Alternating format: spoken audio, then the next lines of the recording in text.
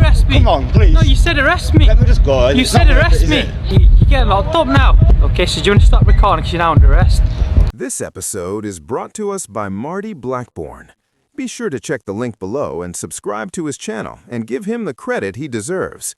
In this episode, Auditor Marty walks into a mess entirely of the police's own making. The front gate at Olden Police Station is broken, left wide open, so Marty steps into the yard lawfully to challenge officers over another officer's misconduct. Instead of fixing their failure, officers dig themselves deeper. Marty catches procedure being breached on camera, and just as he's leaving, a sergeant completely loses the plot and arrests.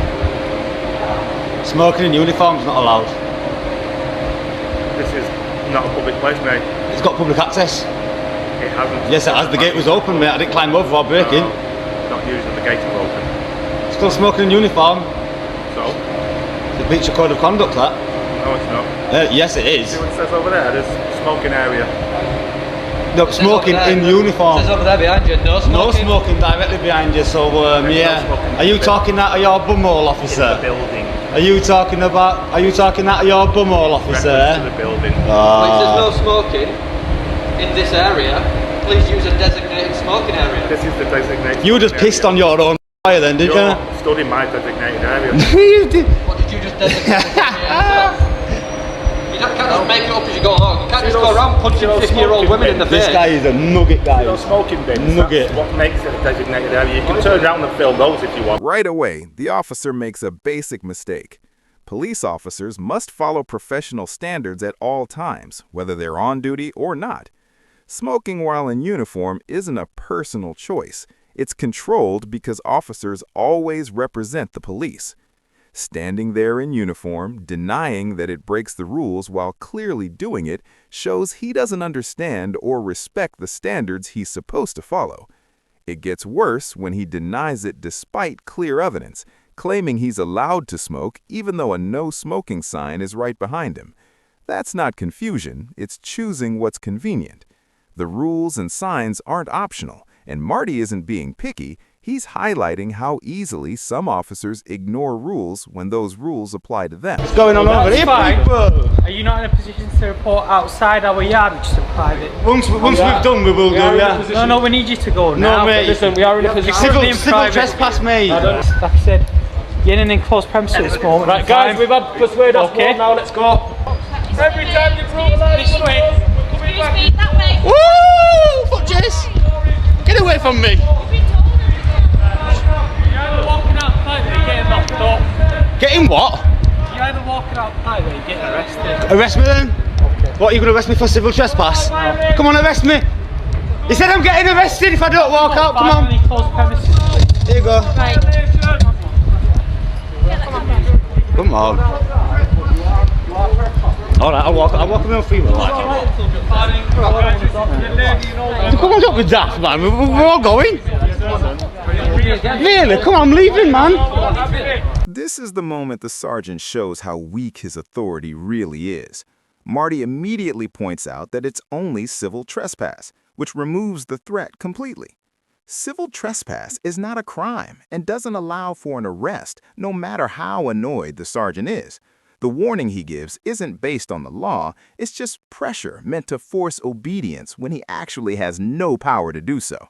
What makes it worse is that Marty is already leaving, just not in the exact way the sergeant demands. That's what sets him off, not danger, harm, or obstruction, but impatience.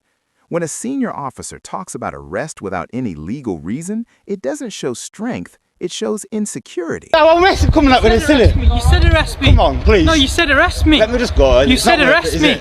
You said arrest me. Are we trying to call my bluff? Because you have, haven't you? You're getting locked up now. Please let me go. For what reason?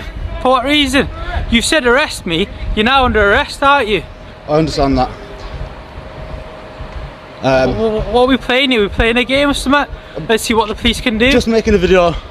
In regards to what? The 50-year-old lady that was assaulted and subject to a black eye. I'm not aware of that. Are you guys aware of that? No. We're not aware of that. If you want to speak to someone, you can do. That's not a problem. Come to our front desk, ask us what's going on, and someone will be there in contact. But to come into our yard, which is a private police premises, you're now found on an enclosed premises. I understand that. Which is an arrestable offence. I understand that. Okay. You No, said but arrest I don't have me. no unlawful intent, though, officer. You've then committed an offence now, haven't you? You're found in our yard. But I don't have any unlawful intent, officer. I don't have any unlawful intent at all. Well, that's for me to find out in an interview after I arrest you. I understand that. Okay? Yeah. And you've said to arrest you. Fair play. Fair play, you called me bluff. Yeah? Yeah. Okay, so do you want to stop recording because you're now under arrest? Okay. Marty is doing what he's told and leaving, but the sergeant fixates on the phrase, "You said arrest me," as if that creates legal authority. It doesn't. Police powers to arrest don't suddenly appear just because someone challenges an officer. Repeating it, shouting it, or escalating the situation doesn't turn sarcasm into lawful grounds. The reason the sergeant then grabs onto is just as weak. Being found on enclosed premises only matters when the area is clearly restricted. A broken, open gate with no signs is not an enclosure and gives an implied right of access, the same right that allows the public to approach buildings unless they're clearly told not to. That right doesn't disappear because the sergeant is annoyed. When he says, "You told me to arrest you," finish the job for him.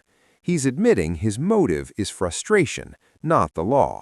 I was arrested for being found on an enclosed premises with unlawful intent. It was obviously very much a malicious arrest. He had no reasonable grounds to suspect that I was up to anything unlawful. The interviewing officer, she knew from the outset, like, you know, we know who you are, we know what you do. Clearly you weren't there for unlawful reasons. That was stupid, man. Very much an illegal, unlawful, whatever you want to call it, arrest. It was purely malicious. So I might have to see what I can do about that, because... Let's just take a moment to share thanks to Sergeant Sausage. Cheers, Sergeant Sausage. Cheers. So we're starting now today, a 10-day holiday, all paid for by Sergeant Sausage and his minions and his cronies and his Oompa Loompa friends that all work at Greater Manchester Police. That £3,000 payout is the cost of a situation that never needed to turn into an arrest. Marty was already leaving, the gate was open, and everything was calming down on its own. The only thing that escalated it was the sergeant's inability to handle being challenged. Instead of that poor decision affecting him personally, the cost is pushed on to the taxpayer. That money didn't go toward better policing or public safety. It went to fixing a mess caused by ego instead of good judgment. This isn't really about where Marty was standing. It's about what happens when officers react emotionally instead of applying the law calmly. The open gate, no warning signs, and the public's implied right of access all showed Marty was lawfully there, yet officers treated that as a problem.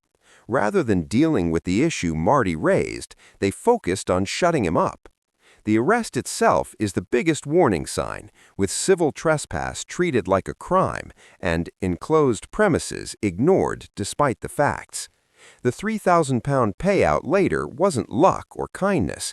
It was the result of the law being applied properly after the emotions were stripped away. A sergeant should calm situations down and apply the law, not escalate things out of embarrassment. When a senior officer can't tell the difference between being challenged and being obstructed, that's not a bad moment, it's a failure of leadership. In the end, the law won. Marty was cleared, and